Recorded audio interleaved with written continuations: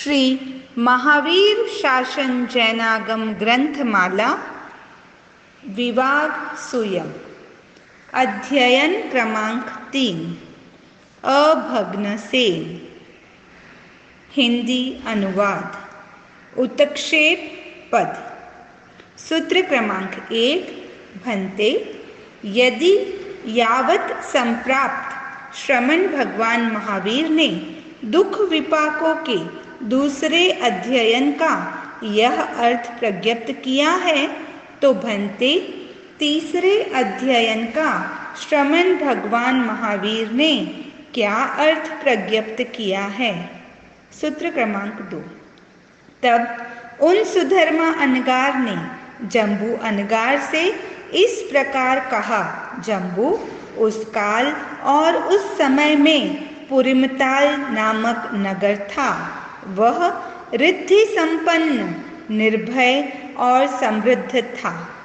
सूत्र क्रमांक 3 उस पुरिमताल नगर के उत्तर पूर्व दिग्भाग में अमोघदर्शी नामक उद्यान था। सूत्र क्रमांक 4 वहाँ अमोघदर्शी यक्ष का आयतन था। सूत्र क्रमांक 5 उस पुरिमताल नगर में महाबल नामक राजा था। सूत्र क्रमांक 6 उस पुरिमताल नगर के उत्तर पूर्व दिग्भाग में देश की सीमा पर अटवी से संश्रित शालाटवी नामक चोरपल्ली थी। वह विषम पर्वतीय कंदरा के किनारे स्थित बांस से निर्मित जालमय प्राकार से परिक्षिप्त टूटे हुए शैल खंडों के कारण विषम गड्ढों वाली, खाई से अवगूढ़ भीतर जलाशय वाली, दुर्लभ जल वाली, अनेक खंडों वाली तथा परिचित जनों के लिए ही निर्गम और प्रवेश योग्य थी।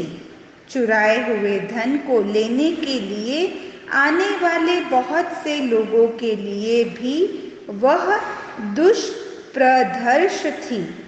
सूत्र क्रमांक 7 उस शालाटवी चोरपल्ली में विजय नाम का चोर सेनापति रहता था। वह अधार्मिक, अधर्मिष्ठ, अधर्म का कथन करने वाला, अधर्म का अनुगमन करने वाला, अधर्म प्रलोकी, अधर्मानुरक्त, अधर्ममय शील का समाचरण करने वाला, अधर्म से ही आजीविका चलाता हुआ विहरण करता था। वह सदा मारो छेदो भेदो इस प्रकार प्राणियों का छेदन करने वाला लोहित पाणी था। उसका यश बहुत से नगरों में फैला हुआ था। वह शूरवीर, दृढ़ प्रहारी, साहसिक तथा शब्दवेदी था। तलवार और लाठी चलाने में प्रथम नंबर का योद्धा था। वह वहाँ शालाटवी चोरपल्ली में 500 चोरों पर आधिपत्य, पौरपत्य, स्वामित्व, भर्तृत्व, महत्तरकत्व और आज्ञा ऐश्वर्य तथा सेनापतित्व करता हुआ, स्वयं पालन करता हुआ विहरण करता था। सूत्र क्रमांक 8 तब वह चोर सेनापति विजय बहुत से चोरों, पारदारिकों, ग्रंथि भेदकों, सेंध लगाने वालों, द्यूतकारों तथा अन्य अनेक अपराधियों जिनके अंग छिन्न भिन्न कर दिए गए हों, बाह्य जिन्हें गांव आदि से निर्वासित कर दिया गया हो तथा अहित गांव आदि जलाने से जो अहितकर थे, उन सब के लिए वह वेणुवन के समान आश्रयभूत था।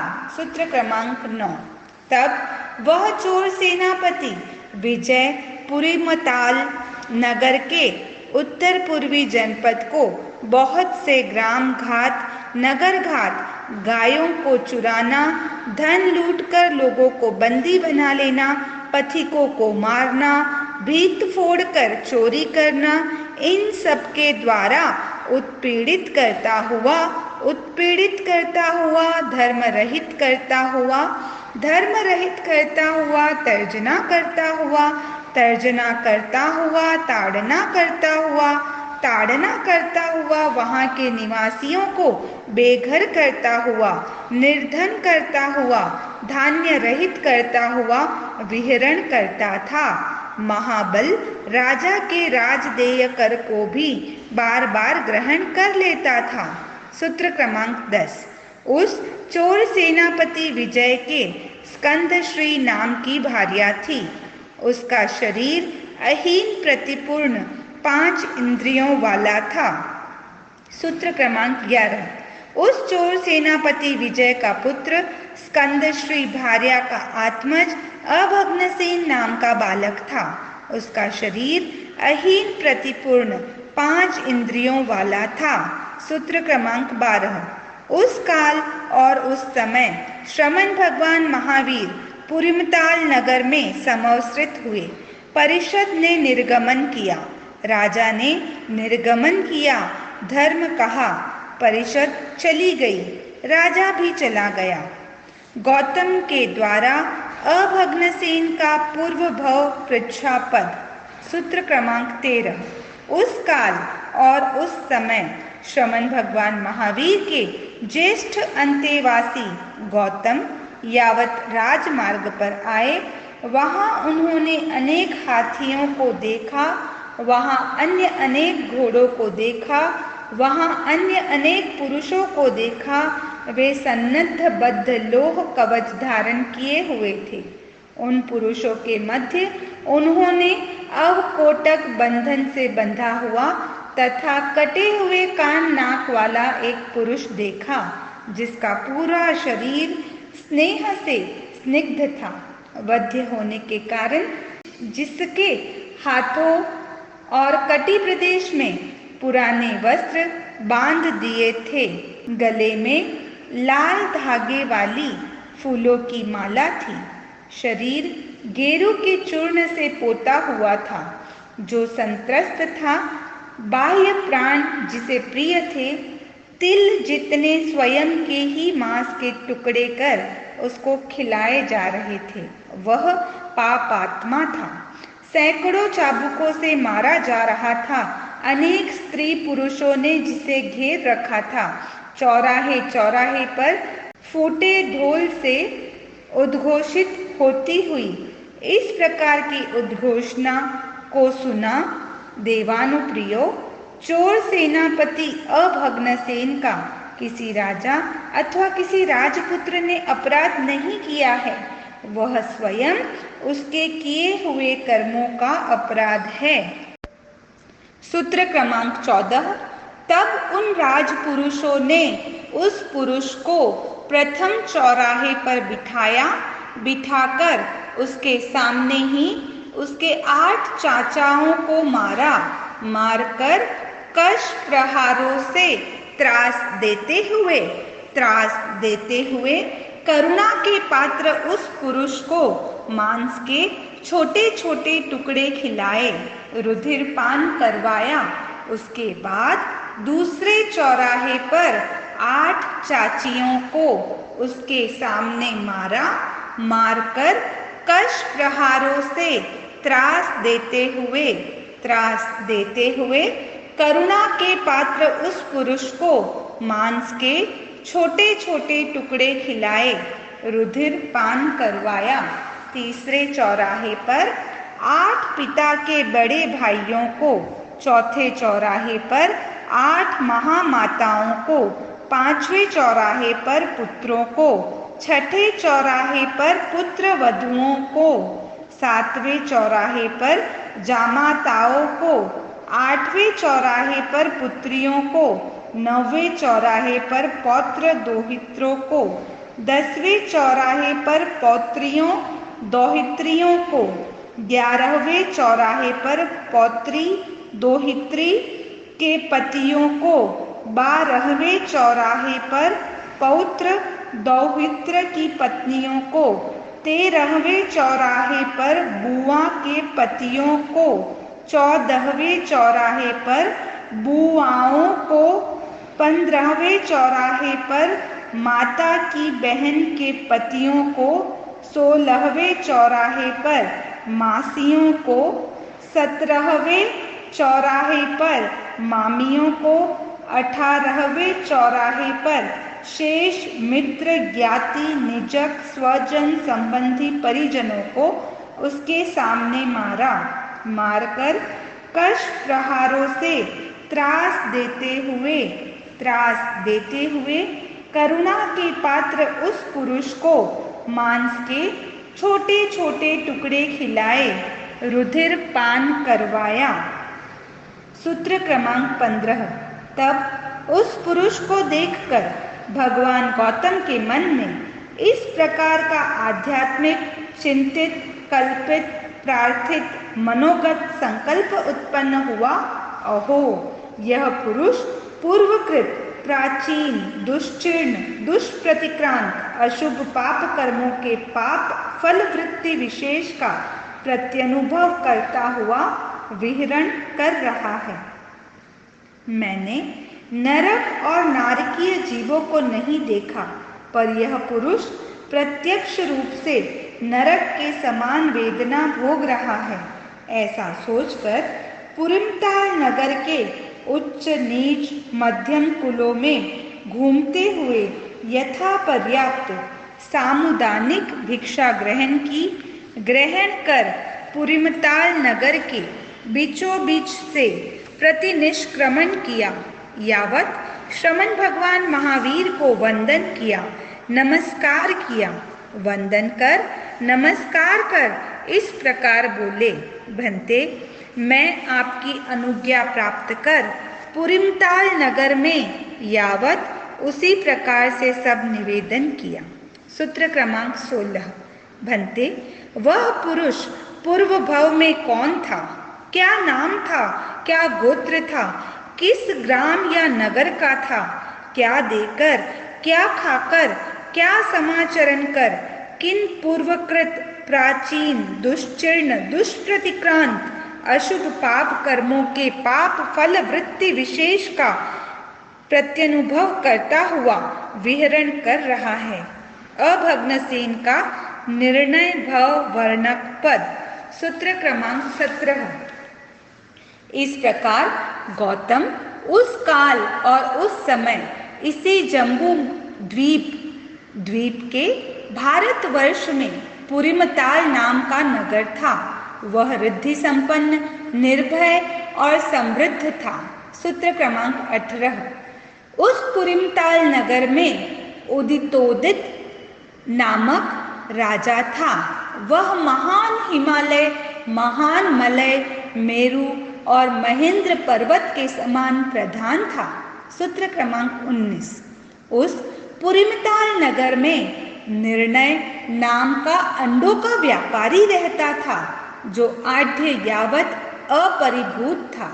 वह अधार्मिक, अधर्म का अनुगमन करने वाला, अधर्मिष्ठ, अधर्म का कथन करने वाला, अधर्म प्रलोकी, अधर्मानुरक्त, अधर्म का आचरण करने वाला, अधर्म से ही आजीविका चलाने वाला, दुःशील, दुर्व्रती तथा दुष्प्रत्यानंद था। सूत्र क्रमांक 20। उस अंड व्यापारी निर्णय के रुपए तथा भोजन के रूप में वेतन लेने वाले अनेक पुरुष प्रतिदिन कुदाल और बांस की टोकरियां लेकर पुरिमताल नगर के सीमांत भाग में बहुत से मादा कौवे के अंडे, मादा उल्लू के अंडे, कबूतरी के अंडे, टिटहरी के अंडे, बगुली के अंडे, मयूरी के अंडे, मुर्गी के अंडे तथा अन्य बहुत से जलचर, थलचर, खेचर आदि के अंडों को ग्रहण करके बांस की टोकरियों को भरकर जहां अंड व्यापारी निर्णय होता वहीं पहुंचकर अंड व्यापारी निर्णय को देते। सूत्र क्रमांक 21। तब उस अंड व्यापारी निर्णय के रुपए तथा भोजन के रूप में वेतन लेने वाले अनेक पुरुष मादा कौवे के अंडे, यावत मुर्गी के अंडे तथा अन्य बहुत से जलचर, थलचर, खेचर आदि के अंडों को तवों पर, कड़ाहियों में, हांडियों में, भुनने के पात्रों में, अंगारों पर तलते, भूनते, पकाते, तलकर, भूनकर, पकाकर राजमार्ग की मध्यवर्ती दुकानों पर अंडों का व्यापार करते हुए जीविका यापन करते हुए विहरण करते थे। वह अंड व्यापारी निर्णय स्वयं भी उन बहुत से मादा कौवों के यावत मुर्गी के पके हुए, तले हुए, भुने हुए अंडों के साथ सूरा, मधु, मेरक, जाति, सीधु, प्रसन्ना का आस्वाद लेता हुआ, विशेष रूप से आस्वाद लेता हुआ, विशेष रूप से आस्वाद लेता हुआ, दूसरों को बांटता हुआ, परिभोग करता हुआ विहरण करता था। सूत्र क्रमांक 22।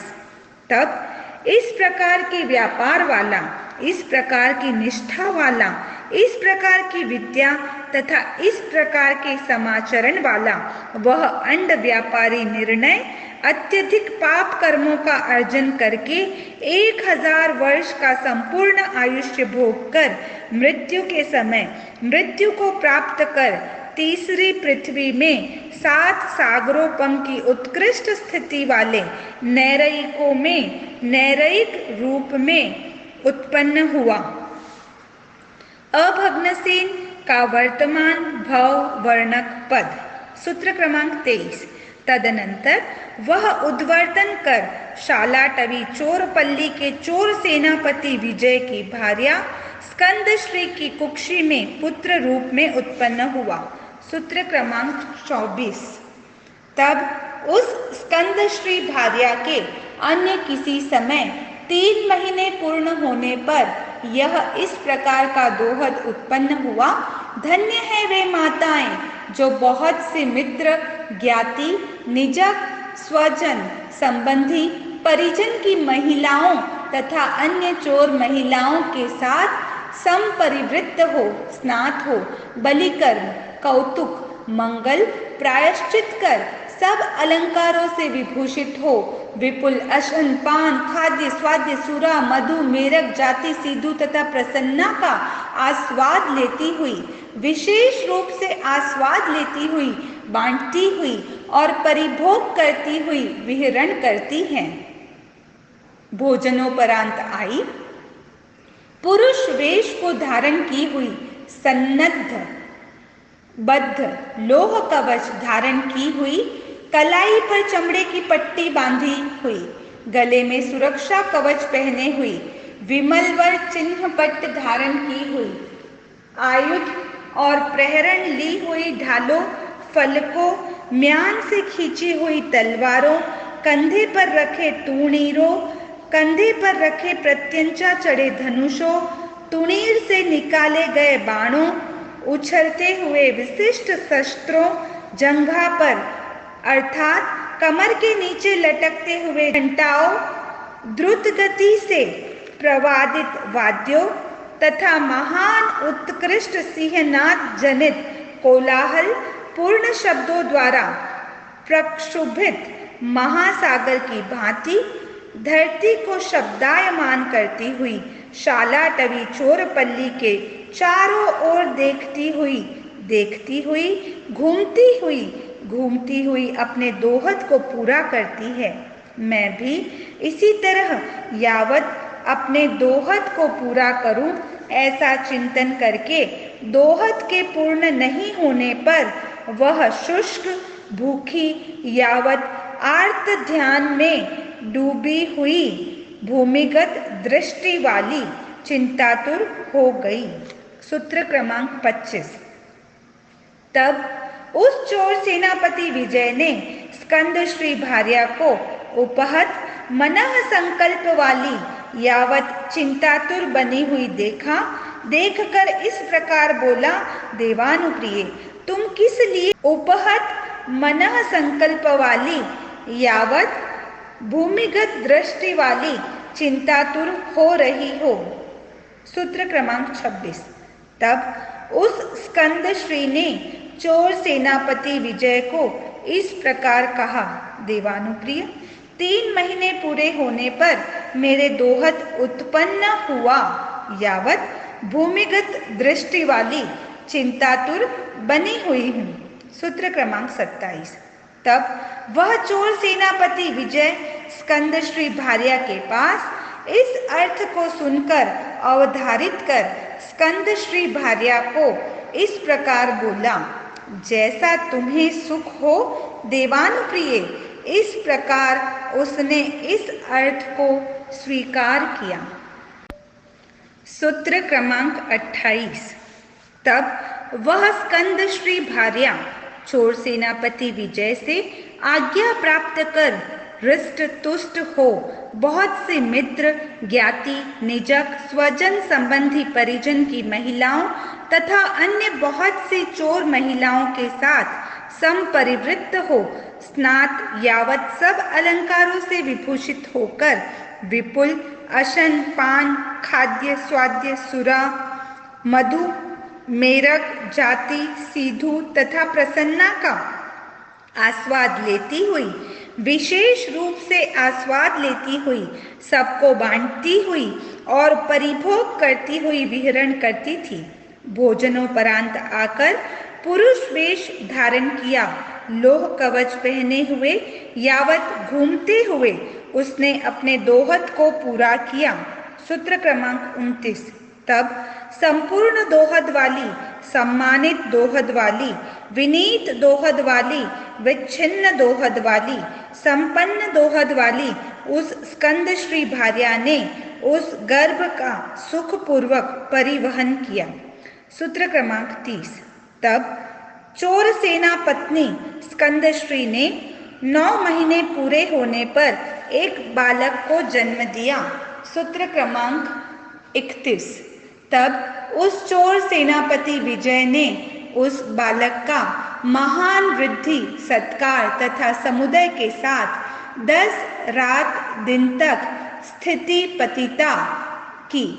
सूत्र क्रमांक 32। तब उस चोर सेनापति विजय ने उस बालक के जन्म के 11वें दिन विपुल अशन, पान, खाद्य, स्वाद्य तैयार करवाकर मित्र, ज्ञाति, निजक, स्वजन संबंधी परिजन को आमंत्रित किया। आमंत्रित कर यावत उन्हीं मित्र, ज्ञाति, निजक, स्वजन संबंधी और परिजनों के सामने इस प्रकार कहा, हमारे इस बालक के गर्भ में आने के बाद इसको इस प्रकार का दोहद उत्पन्न हुआ, इसलिए हमारे इस बालक का नाम अभग्नसेन हो। तब वह अभग्नसेन कुमार 5 धाय माताओं के द्वारा परिगृहित हो यावत बढ़ने लगा। सूत्र क्रमांक 34। तब वह अभग्नसेन कुमार बाल्यावस्था को पार कर युवा हो गया। 8 कन्याओं के साथ विवाह हुआ, यावत 8 प्रकार का प्रतिदान दिया तथा उपरितन प्रासादों में भोग करता हुआ विहरण करने लगा। सूत्र क्रमांक 35। तब वह चोर सेनापति विजय अन्य किसी समय काल धर्म को प्राप्त हो गया। सूत्र क्रमांक 36।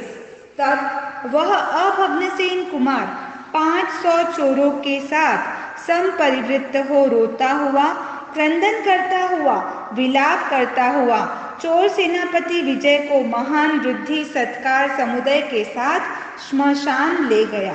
श्मशान ले जाकर बहुत से लौकिक मृतक कार्य संपन्न किए करके कुछ समय बाद अल्प शोक वाला हो गया। सूत्र क्रमांक 37।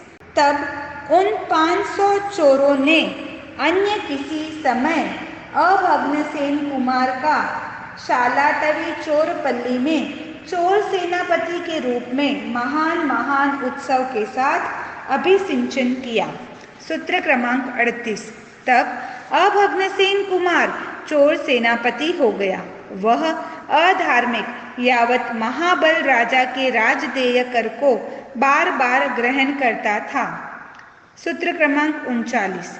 तब चोर सेनापति अभग्नसेन के द्वारा कृत अनेक ग्रामों की घात से संतप्त जनपद के लोगों ने एक दूसरे को बुलाकर इस प्रकार कहा, देवानुप्रियो, चोर सेनापति अभग्नसेन पुरिमताल नगर के उत्तरी भाग में स्थित जनपद को बहुत से ग्राम घातों के द्वारा यावत निर्धन करता हुआ विहरण कर रहा है। अतः देवानुप्रियो, पुरिमताल नगर के राजा महाबल को यह सारा वृत्तांत बताना ही श्रेयस्कर है। सूत्र क्रमांक 40। तब उन जनपद के लोगों ने परस्पर इस अर्थ को स्वीकार कर महान अर्थ वाला, महान मूल्य वाला, महान अर्हता वाला राजा के योग्य उपहार ग्रहण कर जहाँ पुरिमताल नगर था वहां आए।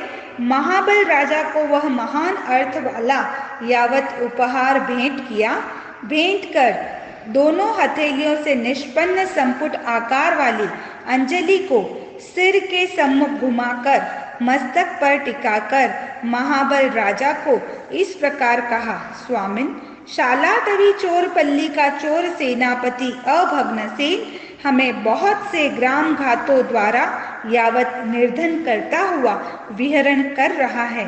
इसलिए स्वामिन, हम चाहते हैं कि आपकी भुजाओं की छाया में रहकर निर्भय और अनुद्विग्न होकर सुखपूर्वक रहें। इस प्रकार ऐसा कह उन्होंने पैरों में गिरकर दोनों हाथ जोड़कर यह बात महाबल राजा को निवेदित की।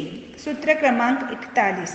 उस महाबल राजा ने उन जानपद लोगों के पास यह अर्थ सुनकर अवधारित कर क्रोध से तमतमाते हुए, रुष्ट, कुपित, चंड और क्रोध से जलते हुए त्रिवली युक्त भ्रिकुटी को ललाट पर चढ़ाकर दंडनायक को बुलाकर इस प्रकार कहा, देवानुप्रिय, तुम जाओ, शालाटवी चोरपल्ली को लूटकर अभग्नसेन को जीवित ही पकड़कर मेरे सामने उपस्थित करो। सूत्र क्रमांक 42। उस दंडनायक ने इस अर्थ को ऐसा ही है इस प्रकार स्वीकार किया। सूत्र क्रमांक 43। तब वह दंडनायक सन्नद्धबद्ध हो, कवच पहने यावत आयुध और प्रहरण लिए बहुत से पुरुषों के साथ समपरिवृत्त हो, ढालों, फलकों, म्यान से खींची हुई तलवारों, कंधे पर रखे तुणीरों, कंधे पर रखे प्रत्यंचा चढ़े धनुषों, तुणीर से निकाले गए बाणों, उछलते हुए विशिष्ट शस्त्रों, जंघा पर अर्थात कमर के नीचे लटकते हुए घंटाओं, द्रुत गति से प्रवादित वाद्यों तथा महान उत्कृष्ट सिंहनाद जनित कोलाहलपूर्ण शब्दों द्वारा प्रक्षुभित महासागर की भांति धरती को शब्दायमान करता हुआ पुरिमताल नगर के बीचों बीच से निकलकर जहाँ शालाटवी चोरपल्ली थी वहां जाने का निश्चय किया। सूत्र क्रमांक 44। तब उस चोर सेनापति अभग्नसेन के गुप्तचरों को इस बात का पता लगने पर वे जहाँ शालाटवी चोरपल्ली थी, जहाँ चोर सेनापति अभग्नसेन था, वहां आए। दोनों हथेलियों से निष्पन्न संपुट आकार वाली अंजलि को सिर के सम्मुख घुमाकर मस्तक पर टिकाकर चोर सेनापति अभग्नसेन को इस प्रकार कहा, देवानुप्रिय, पुरिमताल नगर में महाबल राजा ने विशाल भट्ट समूह के साथ दंडनायक को आज्ञा दी है कि देवानुप्रिय, तुम जाओ, शालाटवी चोरपल्ली को लूटो तथा चोर सेनापति अभग्नसेन को जीवित ही पकड़कर मेरे सम्मुख उपस्थित करो। तब उस दंडनायक ने महान भट्ट समूह के साथ जहाँ शालाटवी चोरपल्ली थी वहीं जाने का निश्चय किया। सूत्र क्रमांक 45। तब उस चोर सेनापति अभग्नसेन ने उन गुप्तचरों के पास यह अर्थ सुनकर अवधारित कर 500 चोरों को बुलाकर इस प्रकार कहा, देवानुप्रियो, पुरिमताल नगर में महाबल राजा ने विशाल भट्ट समूह के साथ दंड नायक को आज्ञा दी है, यावत वहीं जाने का निश्चय किया है। देवानुप्रियो, अतः हमारे लिए यही श्रेयस्कर है कि दंड नायक के शालाटवी चोरपल्ली में पहुंचने से पहले ही उसे बीच में रोक दें। सूत्र क्रमांक 46। तब उन 500 चोरों ने चोर सेनापति अभग्नसेन के इस अर्थ को ऐसा ही इस प्रकार स्वीकार किया। सूत्र क्रमांक 47। तब उस चोर सेनापति अभग्नसेन ने विपुल अशन पान खाद्य स्वाद्य तैयार करवाकर 500 चोरों के साथ स्नात हो बलिकर्म कौतुक मंगल प्रायश्चित किया। वह भोजन मंडप में उस विपुल अशन पान खाद्य स्वाद्य सुरा मधु मेरक जाति सीधु प्रसन्ना का आस्वाद लेता हुआ, विशेष रूप से आस्वाद लेता हुआ, बांटता हुआ, परिभोग करता हुआ विहरण करने लगा। भोजनोपरांत आकर आचमन लिया, मुख शुद्धि की, परम पवित्र हो 500 चोरों के साथ गीले चमड़े पर आरूढ़ हुआ। आरूढ़ होकर सन्नद्धबद्ध लोह कवच धारण किए, कलाई पर चमड़े की पट्टी को बांधे, गले में सुरक्षा कवच पहने, विमलवर चिन्ह पट्ट बांधे, आयुध और प्रहरण लिए, ढाल फलक लिए, यावत महान उत्कृष्ट सिंहनाद जनित कोलाहल पूर्ण शब्दों द्वारा धरती को शब्दायमान करता हुआ मध्याह्न काल के समय शालाटवी चोरपल्ली से निकलकर विषम गहन स्थान में स्थित होकर वहां भक्तपान ग्रहण कर दंड नायक की प्रतीक्षा करता हुआ स्थित हो गया। सूत्र क्रमांक 48। तब वह दंड नायक जहां चोर सेनापति अभग्नसेन था वहीं आया, आकर सेनापति अभग्नसेन के साथ युद्ध करने लगा। सूत्र क्रमांक 49। तब उस चोर सेनापति अभग्नसेन ने उस दंड नायक के प्रवर वीरों को मथित कर दिया, मार दिया, सेना के चिन्ह, ध्वजा और पताकाओं को झुका दिया। शीघ्र ही सब दिशाओं से उसे रण क्षेत्र से बाहर कर दिया। सूत्र क्रमांक 50। तब चोर सेनापति अभग्नसेन के द्वारा उस दंड नायक के प्रवर वीरों को मथित कर देने, मार देने, सेना के चिन्ह, ध्वजा और पताकाओं को झुका देने तथा सब दिशाओं से उसको रण क्षेत्र से बाहर कर देने पर शक्तिहीन, बलहीन, वीर्यहीन, पुरुषकार, पराक्रमहीन हो वह पकड़ने में समर्थ नहीं है, यह सोचकर जहाँ पुरिमताल नगर था, जहाँ महाबल राजा था, वहीं आया। वहां आकर दोनों हथेलियों से निष्पन्न संपुट आकार वाली अंजलि को सिर के सम्मुख घुमाकर मस्तक पर टिकाकर इस प्रकार कहा, स्वामिन, चोर सेनापति अभग्नसेन विषम दुर्ग गहन स्थान में भक्तपान ग्रहण कर स्थित हैं। उसे किसी बहुत बड़े अश्वबल, हस्तिबल, योद्धाबल, रथबल तथा चतुरंगिनी से भी साक्षात पकड़ना संभव नहीं है। तब साम दाम तथा उपप्रदान से विश्वास में लाने के लिए प्रवृत्त हो गया। जो भी उसके अंतरंग व्यक्ति थे, शिष्य के समान थे, मित्र, ज्ञाति, निजक, स्वजन, संबंधी, परिजन थे, उन सबको विपुल धन, स्वर्ण, रत्न, श्रेष्ठ सुगंधित द्रव्य और स्वापतेय के द्वारा उन सब में भेद डाला तथा चोर सेनापति अभग्नसेन के लिए भी बार बार महान प्रयोजन वाले, महान मूल्य वाले, महान अर्हता वाले तथा राजा के योग्य उपहार प्रेषित किए। चोर सेनापति अभग्नसेन को विश्वास में लिया। सूत्र क्रमांक 51। तब उस महाबल राजा ने अन्य किसी समय पुरिमताल नगर में एक महान और अत्यधिक विशाल कूटागार शाला बनवाई, जो अनेक सैकड़ों खंभों पर सन्निविष्ट चित्त को आह्लादित करने वाली, दर्शनीय, सुंदर और असाधारण थी। सूत्र क्रमांक 52।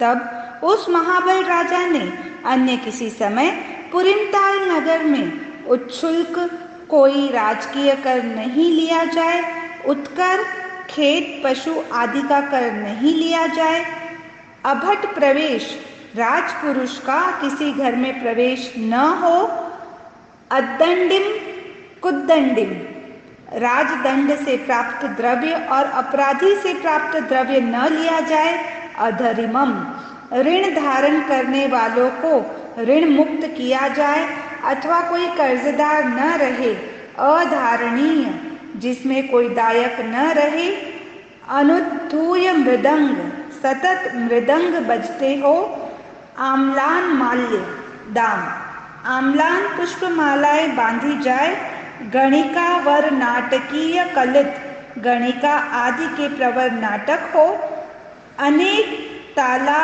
चरानुचरित, अनेक ताल बजाने वालों का अनुचरण हो, प्रमुदित प्रक्रीडिताभिराम, प्रमोद और खेल से अभिराम हो।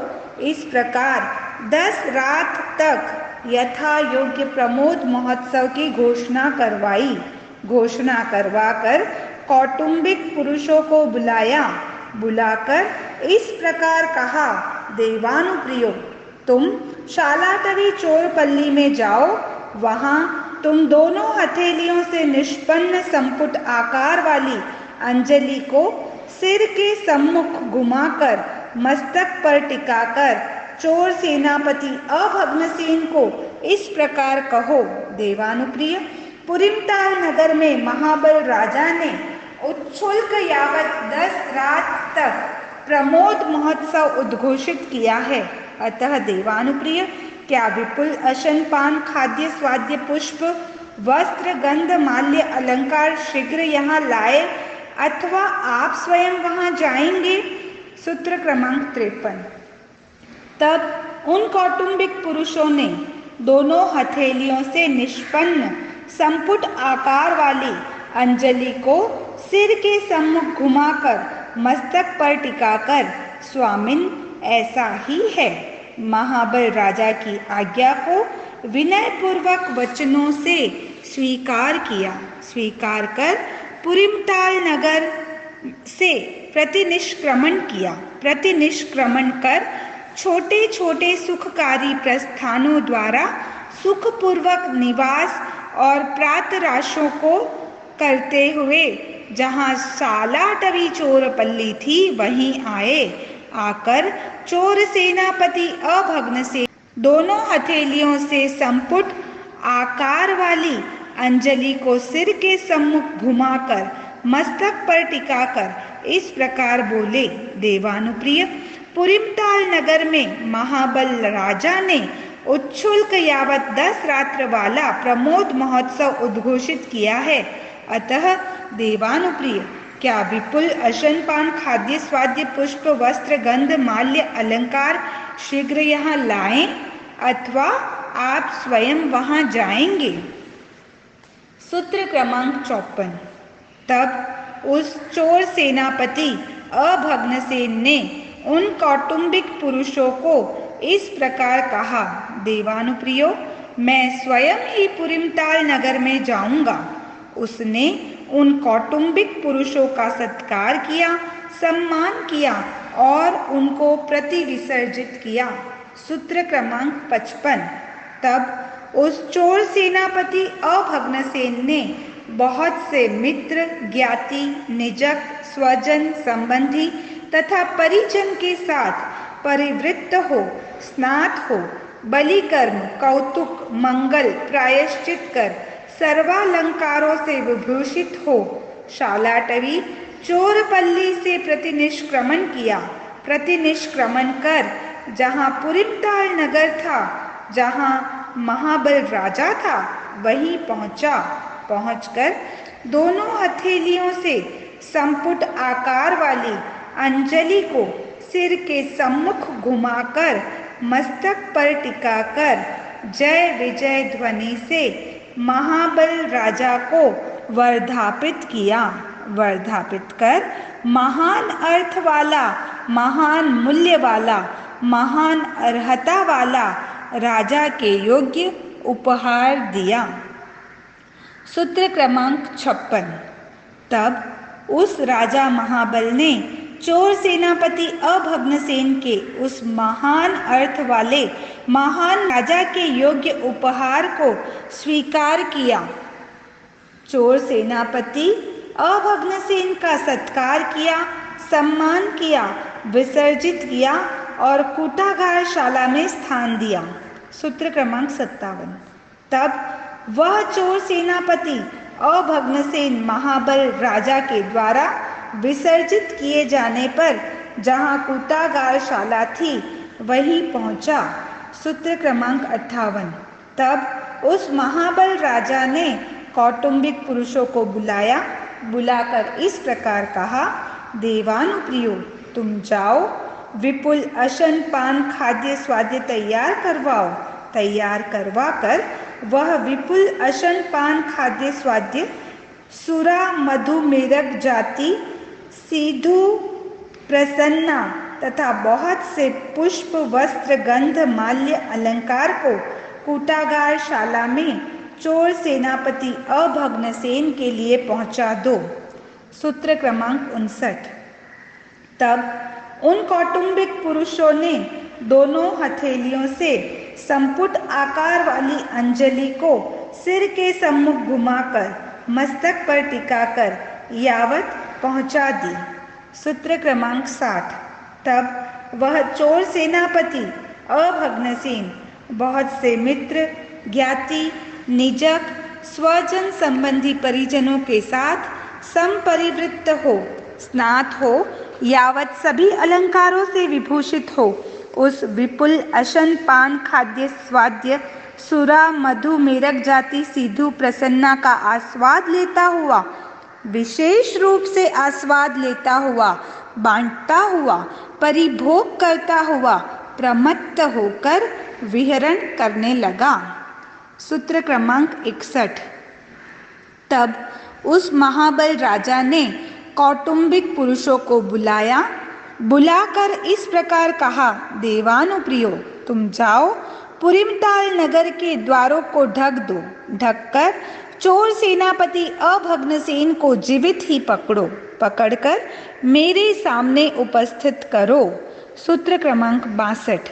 तब उन कौटुंबिक पुरुषों ने दोनों हथेलियों से निष्पन्न संपुट आकार वाली अंजलि को सिर के सम्मुख घुमाकर मस्तक पर टिकाकर, स्वामिन ऐसा ही है, आज्ञा को विनय पूर्वक वचनों से स्वीकार किया। स्वीकार कर पुरिमताल नगर के द्वारों को ढक दिया। ढक कर चोर सेनापति अभग्नसेन को जीवित ही पकड़ा। पकड़कर महाबल राजा के सम्मुख उपस्थित किया। सूत्र क्रमांक 63। तब उस महाबल राजा ने चोर सेनापति अभग्नसेन को इस विधि से वध्य के रूप में आज्ञप्त किया। सूत्र क्रमांक 64। गौतम, इस प्रकार चोर सेनापति अभग्नसेन पूर्वकृत प्राचीन दुश्चीर्ण दुष्प्रतिक्रांत अशुभ पाप कर्मों के पाप फल वृत्ति विशेष का प्रत्यनुभव करता हुआ विहरण कर रहा है। अभग्नसेन का आगामी भव वर्णक पद। सूत्र क्रमांक 65। भंते, चोर सेनापति अभग्नसेन मृत्यु के समय मृत्यु को प्राप्त कर कहाँ जाएगा, कहाँ उत्पन्न होगा? गौतम, चोर सेनापति अभग्नसेन 37 वर्षों का संपूर्ण आयुष्य भोग कर आज ही त्रिभागावशेष दिन अर्थात अपराह्न में शूली के द्वारा भिन्न किए जाने पर मृत्यु के समय मृत्यु को प्राप्त कर इसी रत्न प्रभा पृथ्वी में सागरोपम की उत्कृष्ट उपपन्न होगा। तदनंतर वह उद्वर्तन कर इस प्रकार संसार परिभ्रमण उसी प्रकार जैसे प्रथम अध्ययन में यावत वायु के रूप में, तेजस के रूप में, अपकाय के रूप में, पृथ्वी काय के रूप में अनेक लाख बार मरकर वहीं बार बार जन्म लेगा। वहां से उद्वर्तन कर वाराणसी नगरी में सुअर के रूप में उत्पन्न होगा। वह वहां शिकारियों के द्वारा जीव रहित किए जाने पर उसी वाराणसी नगरी में श्रेष्ठी कुल में पुत्र के रूप में उत्पन्न होगा। वह वहां बाल्यावस्था को पार कर इस प्रकार जैसे प्रथम अध्ययन यावत अंत करेगा। निक्षेप पद सूत्र क्रमांक 66 इस प्रकार जम्बू यावत संप्राप्त श्रमण भगवान महावीर ने दुख विपाकों के तृतीय अध्ययन का यह अर्थ प्रज्ञप्त किया है। मैं ऐसा कहता हूँ। ओम अरहम।